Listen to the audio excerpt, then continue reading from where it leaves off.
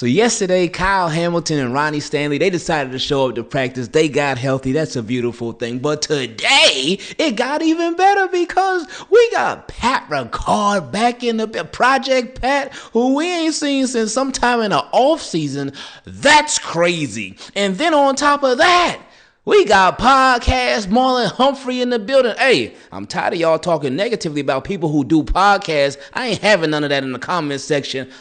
We done with that. That's over. But anyway, it was nice to see the Baltimore Ravens continue to get positive reinforcements on both offense and defense, with Project Pat being back now. I don't think it's realistic to expect him to play in this game against the Rams, even though, hey, Project Pat, if you want to push it, go ahead. But I don't think he's going to play in this game. Marlon Humphrey, we'll see. They said he was limited today, but we'll see how things go tomorrow and whatnot. But I couldn't really expect either one of them to play in this game. But that does bode well for the bye week that we have coming up after this. So that allowed them time to get even healthier. Now with Pat Ricard. Obviously, Derrick Henry, you know he got to be the happiest man in the planet right now. He's like, oh my goodness, like, dog, this offensive line, they making me look like I'm sorry. I can't get no blocks for nothing. I'm getting hit in the backfield every 2 seconds. It's bad out here. Pat Ricard, please save me. So you know he got to be just thrilled that Project Pat is back. But maybe the Baltimore Ravens, with Nnamdi Madubuike out, with Broderick Washington out, with their run defense being as bad as it is, maybe they need to put Project Pat back on the defensive line. Have him go back to his old ways, because things are so rough. That defense need all the possible help that they can get. But again, Project Pat back. Amazing. So we look forward to seeing him most likely after the bye. But Marlon Humphrey too, just again, more quality. And I know things ain't been so good for Marlon Humphrey this season thus far. It ain't been very, very pretty for Marlo. And maybe it's possible that he was already dealing with an injury. I don't know, because the Ravens, when you look at their injury report, like, what is going on with everybody's hamstring? What is up with all these lower leg injuries? What are they doing, or what are they not doing in practice to where this is happening? Marlon Humphrey was out with, I think, a calf injury. Pat Ricard was out with a calf injury. Then you look at the report from today. List of Ravens not practicing. Lamar Jackson, hamstring injury. Roquan Smith, hamstring injury. Chidobe Awuzie, hamstring injury. Ben Cleveland was undisclosed. Did he get traded? I don't know. I ain't heard nothing. I don't know nothing.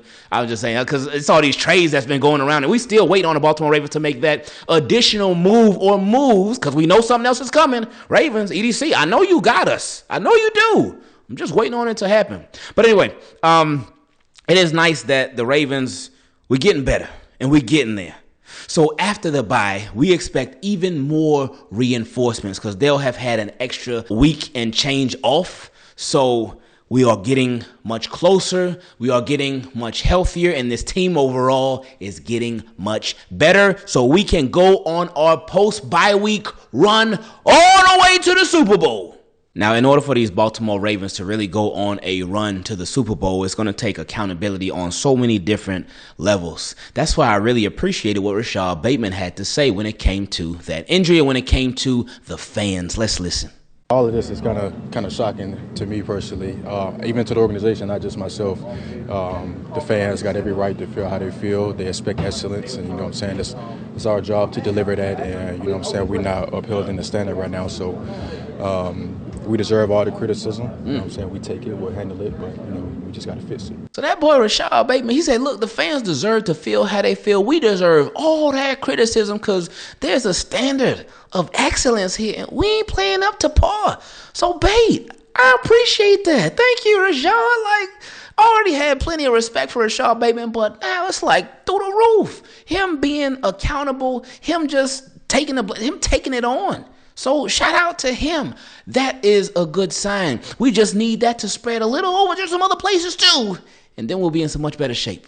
Now, when I saw the picture of Odafe Oweh with the Chargers, I was thinking, man, he don't look too happy right now. But then when he heard what he said, I said, oh, yeah, he ain't really happy with them Baltimore Ravens. Let's read. Odafe Oweh said that he is looking forward to a fresh start with the Chargers. And here's what he had to say. I have a little animosity on my back, but I know this is a good opportunity for me to show who I can be and what was not really able to be shown with the Ravens. I'm happy. They took a little jab at the Baltimore Ravens. They said, hey, look, basically saying they were holding me back. I didn't really get to show my true, full potential. Now, a lot of times when we think that the coaching staff got issues, when we think this organization got issues, we will call it out. But for Odafe Oweh, it's a weird case because his rookie year, he's been in 3 different systems, 3 different defensive systems. His rookie year, he had Wink Martindale. Then his sophomore and third year, he had Mike McDonald. And then last year, he had Zach Orr. And then, of course, this year, he has Zach Orr as well. So he's been in 3 different systems, but just never consistently got it going. So can we put that blame on the Baltimore Ravens strictly and only them? In this case, I would have to say no, because he's been around different defensive coordinators. There's been a struggle with consistency. Obviously, last year was his best season. He got 10 sacks. It was like, okay, let's go. But then this year's just been quiet. And then that's been the thing with Odafe Oweh. Like, he will have these monster games. And I ain't saying that, like, as a pass rusher, you're going to wreck every single game. No, that's unrealistic to expect that. Well, depending on who it is. Like, Myles Garrett, he'll wreck every game. TJ Watt, Max Crosby, if you want to become a Baltimore Raven, come through. But anyway, it's unrealistic to expect a lot of guys and most pass rushers to wreck every single game.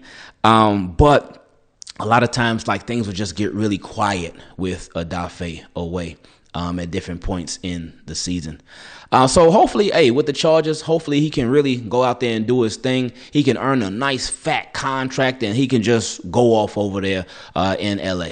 Now we at my favorite part of the videos where we get to hear from you. Send an email to teamkeepitclean@gmail.com if you want to take part in it, or if you want to show the channel a little extra love and support, you can become a Team Keep It Clean patron. And if you want to do that, it's no obligation at all, but if you want to do that, you can go to patreon.com/Ingravenvids. Let's get into it. First question came from my guy, Warren. He said, what do you attribute the decline in Roquan Smith's performance to this year? Oh my goodness, you know what's crazy? I wish I would have thought about this yesterday, because remember in yesterday's video, we talked about how Marcus Williams was a baller first couple of years with the Ravens, then went into Zach Orr's system, everything fell off. We talked about how Brandon Stevens, oh my goodness, he had his best season ever, then went into Zach Orr's system, and then everything fell off. We talked about even with Trenton Simpson, oh my goodness, at the very end of his rookie years, looked like he was getting ready to take over and just be elite, and then he went into Zach Orr's system, and then everything went downhill from there. And he's been benched not once but twice in Zach Orr's system, 2 different years where he was the starter. So now with Roquan Smith, when the Ravens first traded for Roquan Smith, he was in Mike McDonald's system and he was doing his thing.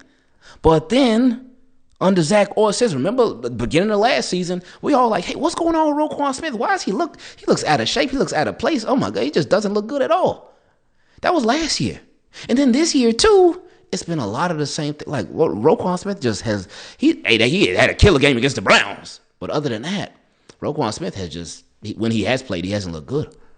He hasn't looked like a super special player that we know he's capable of, but he just hasn't been that. Is it the system? Is it a coincidence?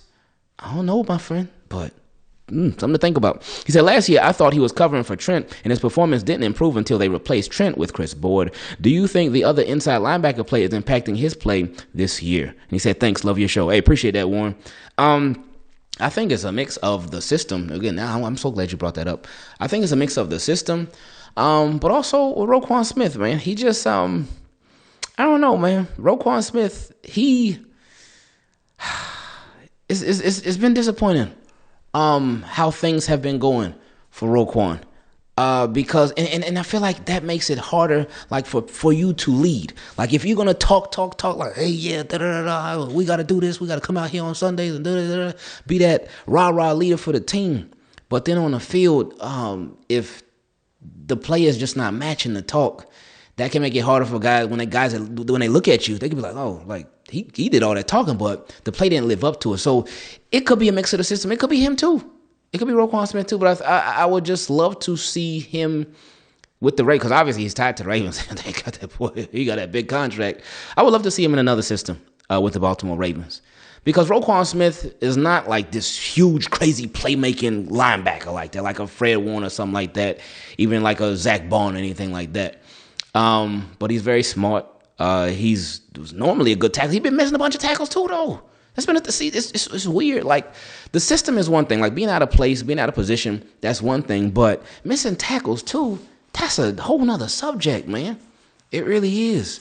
So I don't know. I don't know if it's just a lack of confidence. I don't know if it's just them overcomplicating things with this defense. I just really don't know what it is. But Roquan Smith has certainly, and again, the timing with Zach Orr's defense doesn't help because that's when he really just started underperforming.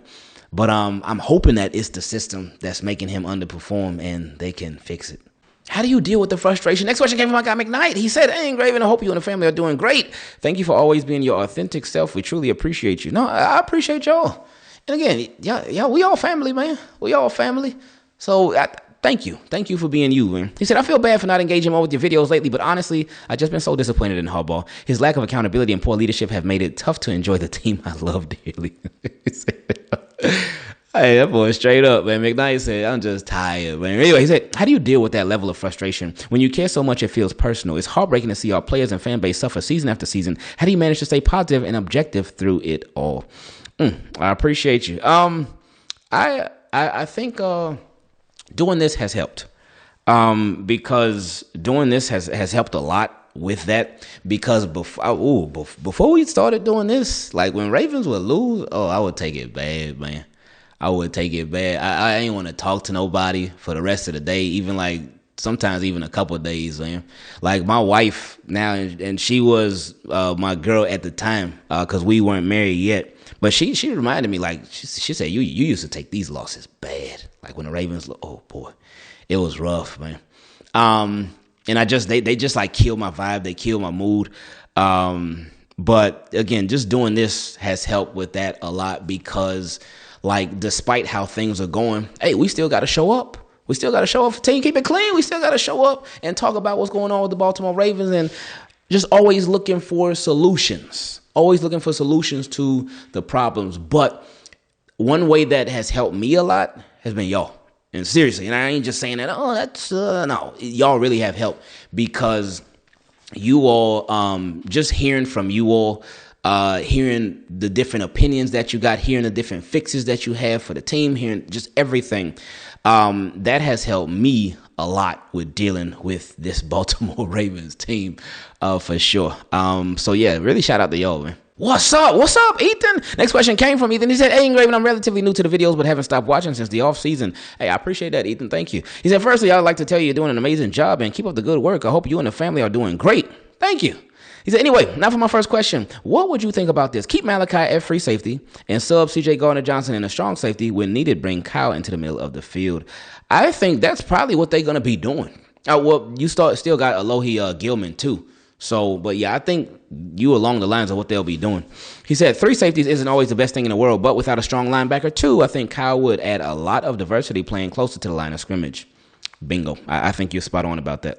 He said, secondly, I think everyone is looking at this extra cap space all wrong. Yes, we do need a defensive end, but I don't think that losing Oweh was as bad as everyone is making it out to be. He wasn't producing consistently and was getting outsnapped by a rookie. We desperately need help at guard. I'd love to say going out and getting a Max Crosby would fix all of our problems, but it won't. Defense can only get you so far, and our identity as an offense is in shambles. We have Derrick Henry and cannot convert on 3rd and 1. Derrick hasn't had any holes or help by the offensive line, and not being able to use him makes our plays so predictable. Wow. That's such a great point. Obviously, the defense is really, really bad. All kinds of bad. But the offensive line, the guard play, has been bad too. And yes, that has limited the effectiveness, of a Derrick Henry, of a Lamar Jackson. In fact, it's got Lamar Jackson hurt. And you know what's crazy? So many Ravens fans, they said it this offseason. They said it so many times. They were like, Ravens need to do something about this offensive line because we would hate for Lamar Jackson to get hurt because of it. And boom, look what ended up happening. He said, Long story short, we need a pass rusher better than Oweh, but not Crosby status and a solid veteran guard. Without signing a big name, we can save a good bit and get both. Anyway, keep making the videos. They make my day. We'll be talking again soon, I'm sure. I appreciate that, Ethan. Next question came from Jaden. It said, Ravens wired MIA. Hey, what's up, Ingraven and Team Keep It Clean? I don't know about you, but this team is making it hard to keep my talk about them clean, but I'm going to keep it clean here. Thank you, Jaden. I appreciate that a lot. Anyway, he said, I don't understand why we would go and trade Odafe Oweh for a job. What are you doing, man? Like, let the man play a snap at least for the Ravens and see. Anyway, he said, I don't understand why we would go and trade Odafe Oweh for a jar of baby throw-up when we have no type of pass rush. I also noticed that Ravens wired has been missing ever since week 1. Have they really? I don't be watching Ravens wired, but I have heard that before where when they lose, they say, you ain't going to see this footage.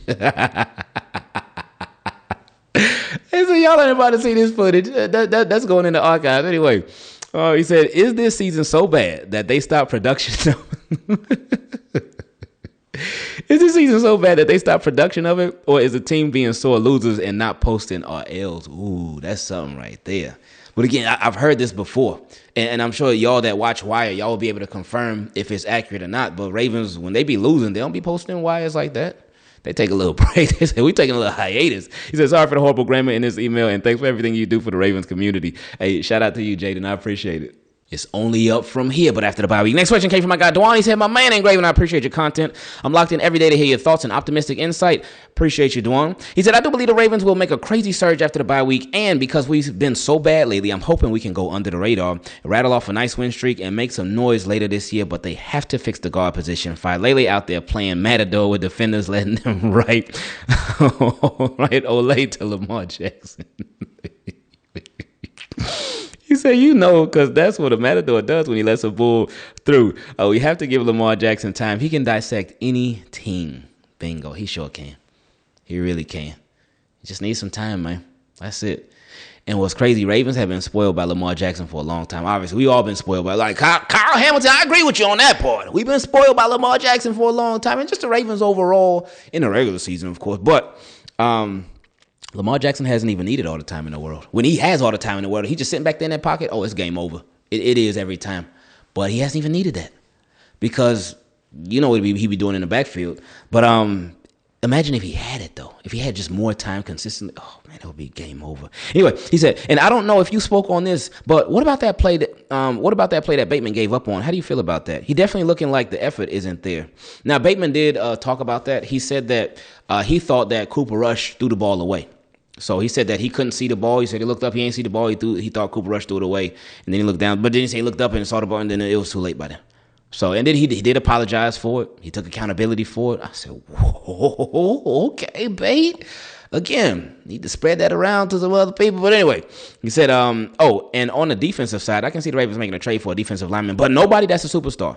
But a potential superstar. And another solid guy I can see possibly is Clowney because he's still a free agent, correct? Nope. The Dallas Cowboys, they scooped him up a couple weeks ago. Good timing because my guy Micheal sent this next question this morning at 10:44 a.m. So way before Ravens practice, but he was obviously on to something. He said, calf strain. How's everybody doing, Team Keep It Clean? Many blessings to all the families, especially yours, Ingraven. I appreciate you. He said, I understand why Project Pat has been out for so long, and it's worth it because if anybody watches basketball, specifically the NBA, a calf strain leads directly to one of the more season-ending injuries, and we've seen it there, and I don't want him to have that happen trying to rush back, and like Harbaugh should have been 3 years ago. I'm out. Oh, you slipped that last one in out of nowhere. But yeah, with Pat Ricard, yeah, they obviously been letting him take his time, but it was very, very nice to see him back at practice. It was a surprise, but it was very, very nice. Next question came from my guy Bilal. He said, hello again, my brother. I hope all is well. It's been a lot going on with our Ravens, and I'll just jump right to it. The recent trades concern me a bit. Why? Well, let's dive into it. I'm not sure if you ever played football, big bro, but football starts from the trenches. What is the trenches? The O-line and the D-line. If your O-line is bad, you won't be able to move the needle. If your D-line is bad, you won't be able to move the needle. Hence, the reason why Lamar allegedly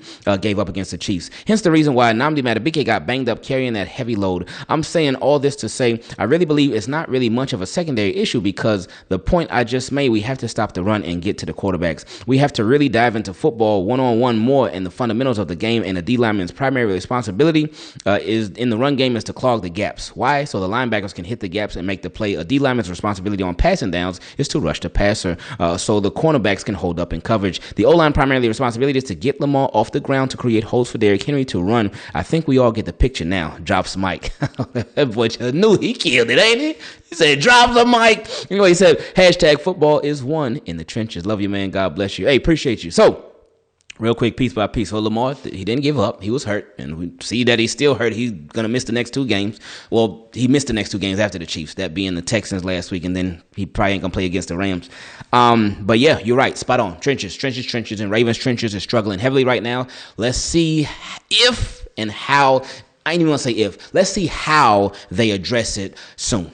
Will these moves matter? Next question came from my guy Chris. He said, good evening, concert. Hope all is well with you and the rest of the team. Coach, so I like the move that we made as of recent, but am I wrong for being skeptically optimistic? No, you're not. And we can understand why, because, again, Ravens made one position weaker, and they made the safety in the secondary a little stronger. But I can understand. Anyway, he said the safeties will help us play more free and downhill in the back end. We can run 3 safety sets and pull 1 down the rush, play the run, or cover underneath with Roquan, if Mr. Orr allows us to do so. See what I was talking about earlier? When my guy McKnight asks, how do you deal with the frustration from the Ravens? I said that y'all help. This is how. Because y'all be having the best jokes, too. Anyway, he said, or he might have us play 3 deep with corners 12 yards off. He said, and not use his new guys for what they're good at. I think we should send Andrews to the Raiders with a 1st and a 3rd for Max Crosby. Oof. You know what? That boy said Mark Andrews and a 1st-round pick and a 3rd-round pick for Max Crosby. I would do it. And he said, and Harbaugh with a 3rd and... Okay. He said, and Harbaugh with a 3rd and a 4th-round pick to Pittsburgh for Mike Tomlin. Or in a 1st-round pick to Kansas City with some cash for Spags. He said, I need you to get on the phone and get this done before the bye. Thank you. He said, but in all seriousness, I think we can go 10-7 and do something great as a wild card team. But I still don't believe in these coaches. Have a great day. Thank you for keeping us clean, my guy. Appreciate you, Chris. Y'all really are the best, man. Next question came from my guy, Keyonte, and appreciate you being a Team Keep It Clean patron. He said, I don't think Monken is going to go anywhere, but one guy I think we should bring in with the hopes to make him the head coach if Ravens don't want to part with Harbaugh this season is Marcus Freeman, Notre Dame's head coach and former defensive coordinator. The league is getting younger, so we need to show up a younger coach that can turn our defense around for the future. Who better than him? How would you feel about reuniting Hamilton with a coach he is familiar with that's defensive-minded? Our offense is fine right now, especially because I don't see too many teams who would want Monken as a head coach, given the season's woes, but he could be swiped, and I wouldn't be mad about it. What are your thoughts, man? That boy just threw Monken to the wolves. But no, if you bring in a new head coach, you know that Todd Monken, he ain't staying. New head coaches, normally, 9 times out of 10, normally. Now, with Harbaugh, I think it was different because Rex Ryan was already on the staff, I believe, and he ended up staying. But, and then, was Chuck Pagano already here? Did Harbaugh bring him on the next year? Did Chuck Pagano get moved? I think he might have got moved up. Maybe he was like the secondary coach or something. Then he got moved up to defensive coordinator. I don't even remember. But anyway, normally with a new head coach, they bring on a new staff. They bring on their own new offensive and defensive coordinator. So I wouldn't expect Todd Monken to remain if the Baltimore Ravens got a new head coach. But if John Harbaugh were to remain, I wouldn't expect, like, if you moved him to the front office. That's why I say, no, I don't think, and did you talk about that? I think, oh, there we go. You said, I think we should bring in hopes to make him the head coach if the Ravens don't want to part with Harbaugh this season is Marcus Freeman. Oh, so you saying, bring him in as a defensive coordinator. Let me read this again. He said, I don't think Monken is going to go anywhere, but one guy I think we should bring in with hopes to make him the head coach if Ravens don't want to part with Harbaugh this season is Marcus Freeman. So the league is getting younger. We need to show up a younger coach that can turn our defense around for the future. Okay, you saying bringing him in as a defensive coordinator. Okay, and then he could possibly be a head coach in the future. Okay, all right. I wouldn't be mad at that. Because, again, what's the worst that could happen with this defense now? Could it get any worse than it is right now? No, not at all. But again, if he does have that connection with Kyle Hamilton, then he will be able to truly unlock him even more and bring out just the best in him. And again, have him be the real defensive leader and just show us why he was a first-round pick.